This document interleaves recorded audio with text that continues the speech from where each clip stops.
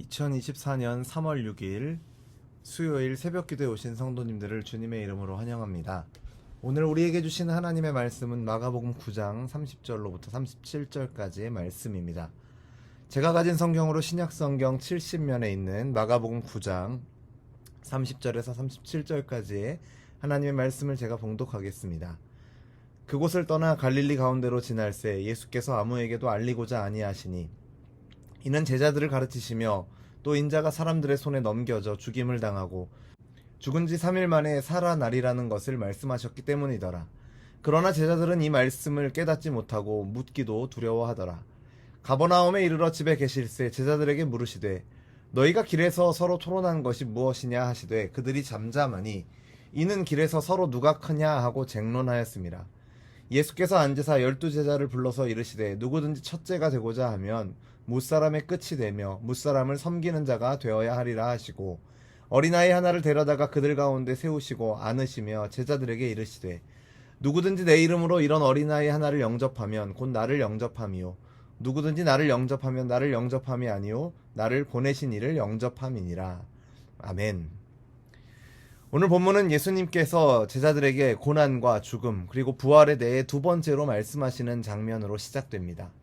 그 장면 속에서 우리는 함께 걸어가고 있으나 쉽게 좁혀지지 않는 평행선을 달리는 예수님과 제자들의 모습을 보게 됩니다.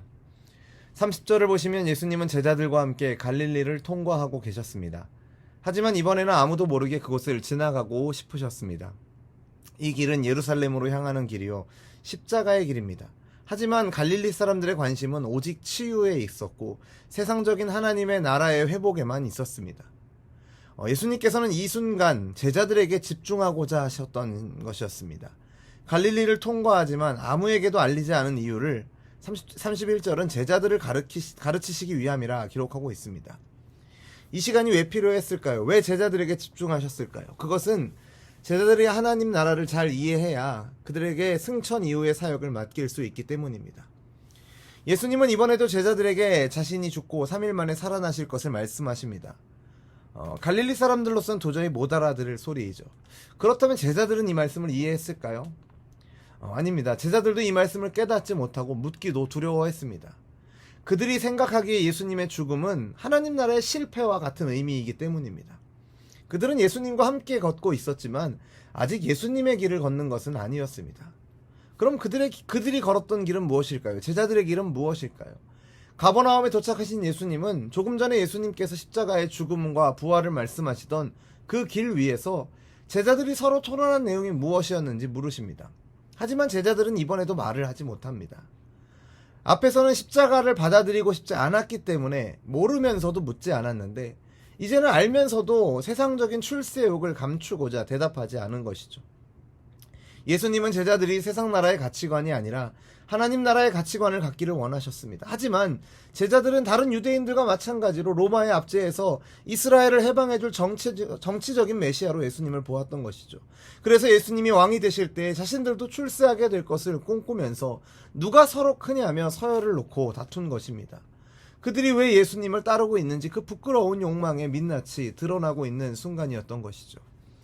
예수님은 인간 세상으로 내려오셨고 거기서 다시 더 내려가서 인간을 위해 죽는 길을 가고 계시는데 세상 가장 낮은 곳으로 데려가겠다라고 말씀하시는 그 길 위에서 제자들은 지금 세상에서 가장 높은 자리를 꿈꾸며 누가 더 예수님을 이용해서 높은 자리에 오를 수 있는지를 두고 경쟁하고 있었던 것이죠. 이 십자가의 시간이 다가올수록 제자들과 예수님의 입장이 점점 더 선명하게 드러나고 있습니다.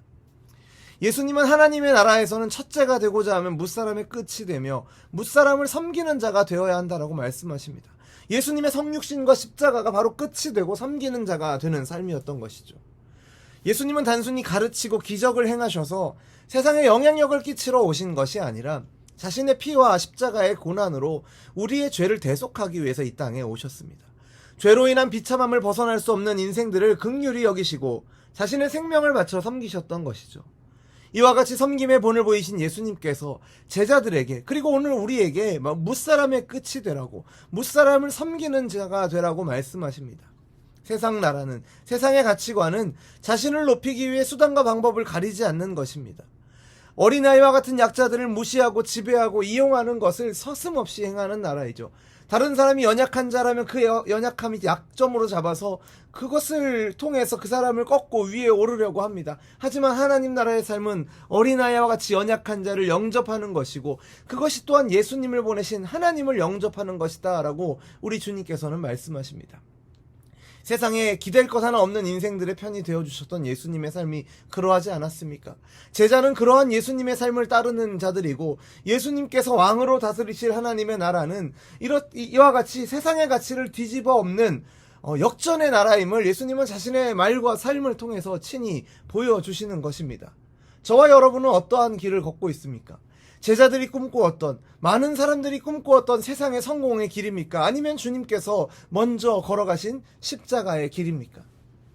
세상은 우리에게 첫째가 되기 위해서 남들을 짓밟고 올라가야 한다라는 방식을 강요합니다. 하지만 우리 주님은 첫째가 되려면 다른 사람들을 섬기는 자가 되어야 한다라고 말씀하시죠. 교회의 직분은 우리에게 주님께서 제자들에게 말씀하신 것처럼 더 낮아지고 더 섬기기 위해 주어지는 것입니다. 그런데 안타깝게도 많은 교회들 속에서 우리 또한 거기에서 자유롭지 않을 것입니다. 그 교회들 안에서 그 직분이 그 주님의 몸된 교회를 섬기며 이웃과 성도를 섬기라고 주신 그 직분이 마치 서열처럼 생각되어 대접을 받으려고 하는 모습들을 우리가 어렵지 않게 듣고 볼 수가 있습니다. 교회마저도 지금 이와 같은 현실 속에 서 있는 안타까운 모습을 우리는 돌아보며 회개해야 할 것입니다. 예수님의 낮아지심을 통해서 우리가 구원을 얻었고 하나님 나라의 백성이 되었다라는 사실을 기억하면서 그분을 주님으로 모시는 하나님 나라의 백성으로 주님을 본받아 지체들을 섬기며 이웃들을 섬기는 데 힘쓰시는 저와 여러분 되기를 간절히 소원합니다. 기도하겠습니다. 하나님 아버지, 오늘도 우리에게 귀한 생명 허락하심을 감사드립니다. 주신 생명을 가지고 이 땅 가운데서 하나님의 나라와 뜻을 이루어가는 데 쓰임받기를 소원하오니 우리에게 하나님 아버지의 뜻을 깨달아 알게 하시고 그 뜻대로 순종하며 살도록 성령 하나님 우리를 인도하여 주옵소서. 세상의 많은 사람들은 남들보다 높이 올라가서 무사람 위에 군림하고 지배를 하는 것을 원하고 그것이 성공한 삶, 가장 제일 되는 삶이라 말합니다. 하지만 우리 주님께서 말씀하신 가장 제일 되는 삶은 무사람의 끝이 되고 무사람을 섬기는 자가 되는 것입니다. 우리가 이 세상을 살아가지만 세상의 가치관을 따르는 것이 아니라 이 세상 가운데 이미 시작된 하나님 나라의 가치관을 따라 살아가는 우리가 되도록 인도하여 주옵소서. 그래서 우리가 가는 곳마다, 우리가 모인 교회마다 우리의 가정이 서로를 귀히 여기며 그리스도의 사랑으로 섬기는 그리스도의 향기가 가득한 곳이 되도록 우리를 인도하여 주시고 사용하여 주옵소서. 예수님의 이름으로 기도드립니다. 아멘. 우리 주 예수 그리스도의 은혜와 하나님 아버지의 사랑과 성령 하나님의 교통하심이 세상 많은 사람들이 바라는 대로 높아지려 하기보다는 주님과 같은 관심을 갖고 낮아지며 작은 자를 주님 대하듯 섬기기를 소원하는 우리 열린비전교회 모든 성도들에게 이제로부터 영원토록 항상 함께 있을지어다. 아멘.